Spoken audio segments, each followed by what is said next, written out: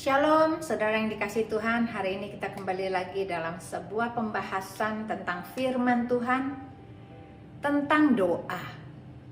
Dan tema kita kali ini, yakinkah kalau doa kita itu didengar oleh Tuhan? Tapi sebelum saya memulainya, mari saya ajak kita berdoa terlebih dahulu. Bapa dalam surga, terima kasih Engkau sangat baik bagi kami.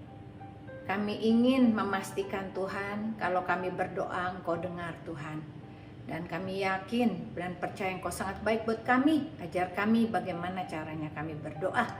Terima kasih urapi hamba-Mu yang akan menyampaikan. Biarlah kami diberikan pengertian yang baru, supaya semua doa kami Engkau dengar Tuhan. Dalam nama Yesus, kita semua yang siap diberkati Tuhan, kita katakan amin. Puji Tuhan, haleluya.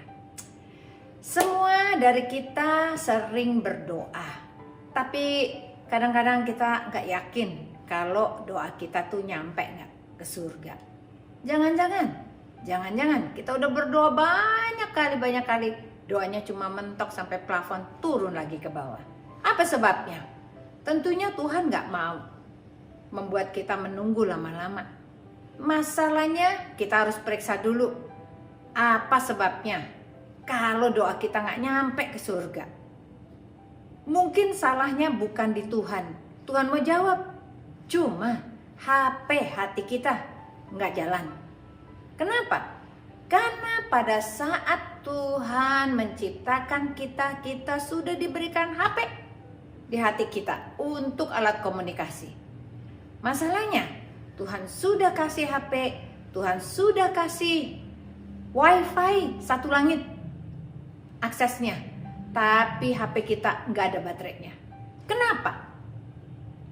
Karena HP hati kita itu harus diisi. Diisi apa?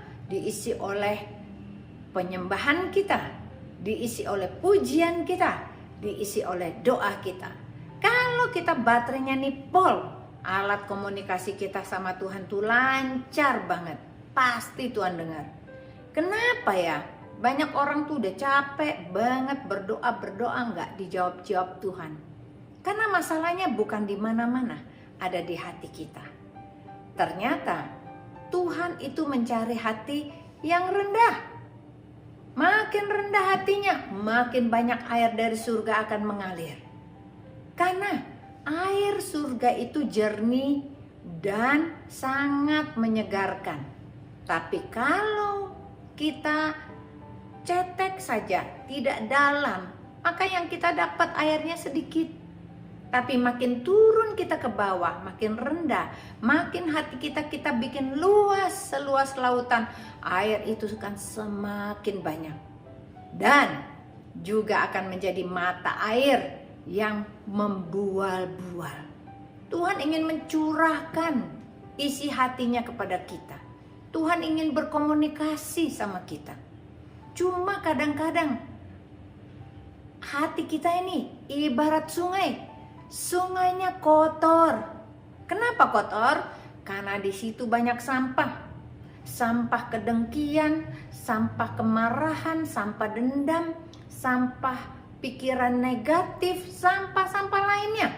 Sehingga hati kita ini nggak bisa menampung air bersih. Kenapa? Karena sungai yang kotor, apapun yang dilewati oleh sungai itu, semuanya mati. Ikan-ikan mati, kecebong mati, kodok mati, pohon-pohon mati. Berarti kita harus meneliti hati kita dulu. Sudah bersihkah hati kita? Atau masih banyak sampah yang ada di hati kita?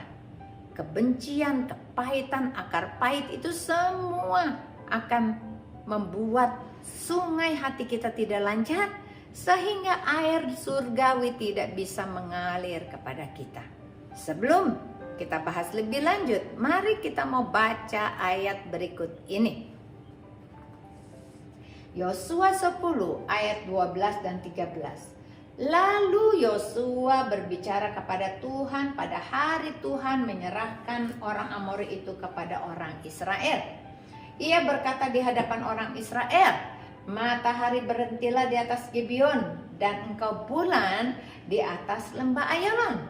Maka berhentilah matahari dan bulan pun tidak bergerak sampai bangsa itu membalaskan dendamnya kepada musuhnya. Bukankah hal ini telah tertulis dalam kitab orang jujur? Matahari tidak bergerak di tengah langit dan lambat-lambat terbenam kira-kira sehari penuh. Biasanya matahari terbenam dari jam 6 pagi sampai jam 6 sore. Tapi ini adalah kuasa doanya Yosua. Matahari itu bisa 2 kali 12 jam, 24 jam, matahari tetap terang. Kenapa Yosua bisa punya power yang begitu besar? Kita mau belajar. Ternyata Yosua mempunyai hubungan yang sangat intim sama Tuhan. Hatinya seluas lautan. Hatinya gak pernah takut dan percaya penuh kepada Tuhan. Dia berserah seluruh hidupnya, gak takut sama raksasa-raksasa. Apa yang menjadi raksasa kehidupanmu? Masalahmu kah? Yang kau anggap tidak akan bisa selesai? Persoalan apa lagi? Pergumulanmu? Tuhan bilang, Yosua adalah salah satu contoh yang orang yang paling bisa mengendalikan langit dan bumi. Tuhan berkata, kita pun mampu. Tidak terjadi pada saat dulu saja, tapi bisa terjadi pada saat sekarang. Saat engkau percaya. Kita mau belajar hal apa saja yang harus kita lakukan. Mari, hal yang pertama yang harus kita lakukan adalah berdoalah dengan sungguh-sungguh. Banyak orang tuh kalau berdoa tuh gak konsisten. Hari ini ingat, besok lupa. Atau minggu depan kalau lagi ke gereja baru ingat lagi. Tuhan bilang doa yang sungguh-sungguh itu akan seperti air yang menetes di atas batu karang yang akan membuat batu karang itu berlubang. Itulah kuasa doa yang harusnya kita lakukan. Mari kita lihat ayat berikut ini, sebuah kisah nyata yang luar biasa sekali. 1 Samuel 1 ayat 12 dan 13 berkata begini. Ketika perempuan itu terus-menerus berdoa di hadapan Tuhan, maka Eli mengamati mulut perempuan itu. Dan karena Hana berkata-kata dalam hatinya, hanya bibirnya saja yang bergerak-gerak tetapi suaranya tidak kedengaran, maka Eli menyangka perempuan itu mabuk. 1 Samuel 1 ayat 20. Maka setahun kemudian mengandunglah Hana dan melahirkan seorang anak laki-laki. Dia menamai anak itu Samuel, sebab katanya, aku telah memintanya daripada Tuhan. Hana minta anak, doa sungguh-sungguh. Dia mempunyai saudara Penina, sudah mengandung anaknya banyak. Sebelum Hana sudah berdoa lama banget untuk minta anak. Tapi dia punya kesempatan satu kali datang ke bait Allah. Dan disitulah dia menangis mencucurkan air mata, berkata dalam hatinya. Itulah doa yang sungguh-sungguh yang diminta oleh Hana. Dan Tuhan mendengarkan doanya. Apa pengalamanmu? Sudahkah engkau berdoa sambil mencucurkan air mata? Atau engkau berdoa sambil lalu? Hanya permintaan tetapi no action. Tidak benar-benar melibatkan hatimu yang terdalam, keinginanmu yang terdalam. Karena yang dilihat oleh Tuhan adalah hati yang sungguh-sungguh minta dan berdoa. Saya mempunyai satu pengalaman luar biasa. Ayah saya itu masuk ICU di tahun 2010 di Januari. Desember adalah anak saya akan menikah, anak pertama saya dan cucu pertama daripada ayah saya. Saat itu rasa-rasanya kita semuanya hilang harapan, hati saya sangat sedih sekali. Lalu dokter memanggil kami semuanya kumpul dan dikatakan, siapkan penguburan untuk ayahmu.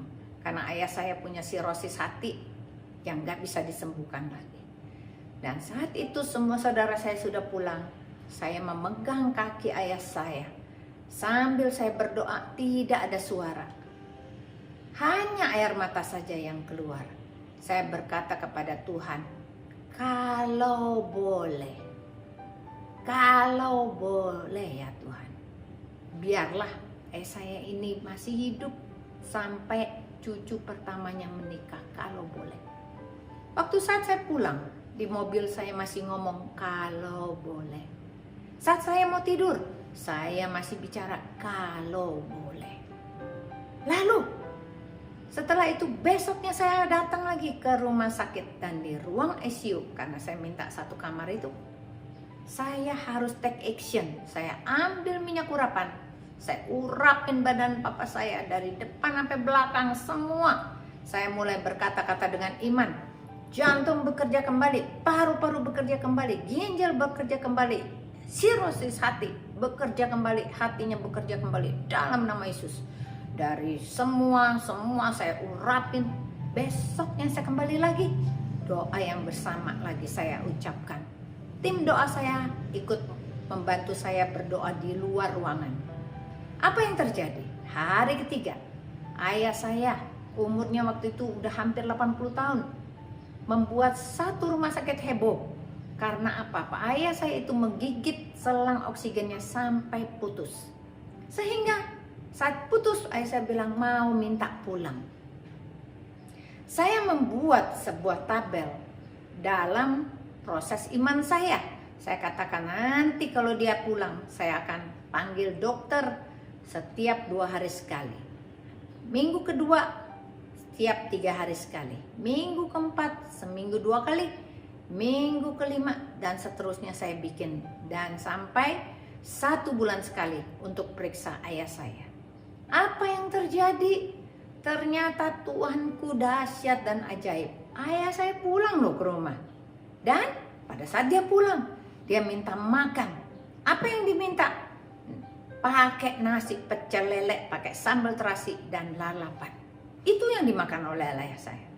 Apa sih yang nggak mungkin? Tuhan bisa membangkitkan orang mati loh. Kalau kita minta dengan penuh kuasa, hati kita seluas lautan, kasih firman masuk di hati. Maka terjadilah sampai bulan Desember ayah saya itu masih hidup. Kenapa masih hidup? Karena saya mempraktekkan iman saya setiap hari. Saya duduk di sebelah ayah saya urapin dia, saya urapin dan sambil memuji-muji Tuhan. Sampai hari perkawinan dari anak saya selesai, itu di Desember, Januari, Februari, Maret, Tuhan kasih 14 bulan kepanjangan umur dari ayah saya. Sampai Tuhan berbicara sendiri bahwa ini saatnya ayahmu untuk dipanggil oleh Tuhan untuk menghadap. Saya harus minta izin sama orang tua saya, ibu saya, berkata, bolehkah ayah kita sudah dipanggil Tuhan? Lalu ibu saya berkata boleh. Sejak hari itu ayah saya selalu berkata, aku mau pulang. Bukankah ini hal yang sangat ajaib? Bahwa seorang manusia bisa minta kalau hatinya menangis dan sungguh-sungguh dipraktikkan hampir setiap hari. Apakah engkau melakukan hal yang seperti ini? Kalau belum, ayo lakukan sekarang. Karena pasti doamu akan menembus surga. Kalau engkau percaya saja dan kau mau bayar harganya, yaitu praktekkan doamu setiap hari dengan iman yang sungguh-sungguh.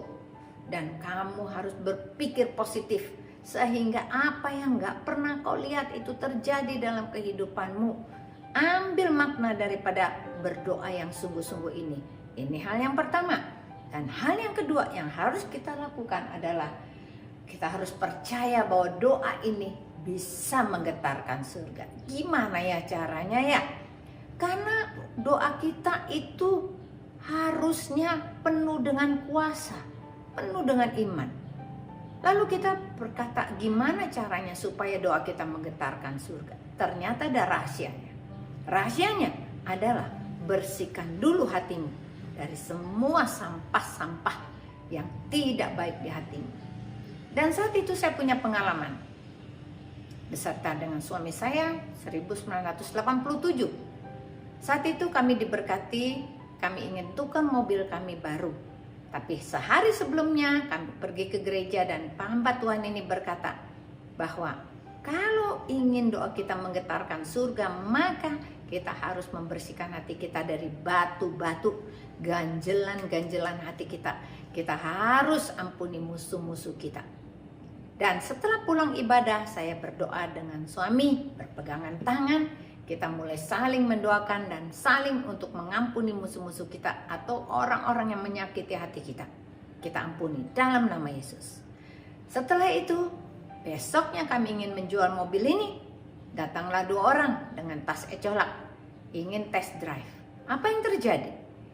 Supirnya dibuang di pinggir jalan, pulang tanpa mobil, mobilnya dibawa kabur oleh penjahat ini. Lalu saya dengan suami saya sangat kaget. Karena saat itu kita baru berdoa bagaimana caranya doa menggetarkan surga. Dan saat itu kami sangat sedih sekali. Kami pulang naik taksi. Saya berkata kepada suami saya, mari kita berdoa lagi supaya kita diberikan hati yang rela. Malam hari itu kami berdoa, Tuhan berikanlah kami hati yang rela. Supaya kalau sampai mobil ini harus kami relakan, harus hilang, berikan kami hati yang rela. Tetapi jikalau engkau ingin menunjukkan kuasa-Mu Tuhan, maka mobil ini dikembalikan lagi. Amin. Apa yang terjadi? 3 hari kemudian kami mendengar kabar ada seseorang tentara datang ke rumah kami jam 8 pagi. Berkata, maaf, apakah ini rumah dari Bapak? Lalu kami katakan, benar ini rumah kami Pak. Kami ingin memberitahukan bahwa mobil Bapak sudah ditemukan di pinggir jalan. Di manakah mobil itu ditemukan? Ternyata nggak jauh-jauh, ada di Bundaran HI, ada di sebelahnya jalan Wisma Antara. Wow, luar biasa. Bahwa Tuhan, bagaimana caranya Tuhan membawa penjahat ini mutar-mutar dalam kota sampai bensinnya habis. Lalu kunci mobil itu ditaruh di kursinya. Kita harus percaya bahwa Tuhan mampu lakukan segala perkara besar dalam kehidupan kita. Apa yang menjadi pergumulanmu? Tuhan mengembalikan mobil yang sudah hilang. Dan saat kami melaporkan, Pak polisi berkata, nggak mungkin ibu bapak bahwa mobil yang hilang itu bisa kembali. Tapi dalam hati saya cuma pegang Yesus. Saya pegang kuasanya. Saya pingin lihat kuasanya Tuhan. Ternyata Tuhan memberikan apa yang kami doakan. Mobil ini kembali dalam keadaan baik dan luar biasa sekali. Kalau kisah ini terjadi pada saya, kisah ini juga bisa terjadi kepada hidupmu. Apa yang menjadi pergumulanmu? Tuhan pasti lakukan. Karena buat Tuhan tidak ada hal yang terlalu besar yang untuk Tuhan bisa lakukan bagimu. Tidak ada hal yang terlalu kecil untuk Tuhan lakukan bagimu. Semua bergantung daripada berapa luasnya hati kita. Kalau kita memberikan hati kita seluas-luasnya untuk Tuhan, maka Tuhan lebih bebas lagi bergerak dalam hati kita. Kalau di dalam hati kita ini penuh dengan diri kita sendiri, keinginan sendiri, pikiran sendiri, keputusan sendiri, semua ego kita masuk, maka Tuhan tidak bisa bekerja di dalam hati kita.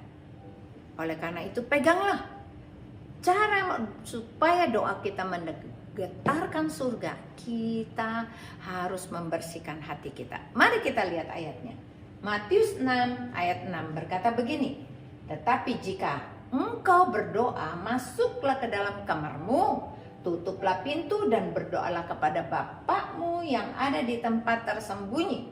Maka Bapakmu yang melihat yang tersembunyi akan membalasnya kepadamu. Matius 6 ayat 12. Dan ampunilah kami akan segala kesalahan kami seperti kami juga mengampuni orang yang bersalah kepada kami. Berarti sudah tadi kita bahas, hanya dengan hati kita dibersihkan.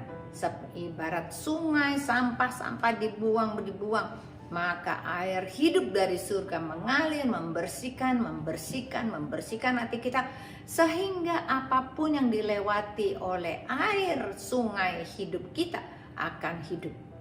keluargamu akan hidup kembali. Hubunganmu dengan suami akan hidup kembali. Hubunganmu dengan anak akan hidup kembali. Hubunganmu dengan mertua akan hidup kembali. Hubunganmu dengan sesamamu, ipar-iparmu, pelayanan, teman sepelayanan, teman sekantor akan hidup kembali. Karena hati kita yang harus dibersihkan dulu. Ampunilah orang-orang yang bersalah kepada kita. Kalau kita berdoa, masuk ke dalam kamar, hati dengan hatinya Tuhan kita menyatu, Tuhan pasti dengar doa kita. Hal yang ketiga yang kita mau belajar hari ini adalah berjaga-jaga dan berdoa. Matius 26 ayat 41 berkata begini, berjaga-jagalah dan berdoalah supaya jangan jatuh ke dalam percobaan. Roh memang penurut tapi daging lemah.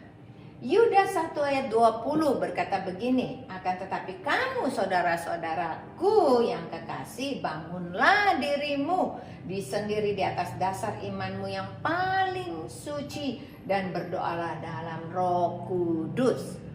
Wahyu 8 ayat 4, maka naiklah asap kemenyan bersama-sama dengan doa orang kudus itu dari tangan malaikat itu ke hadapan Allah.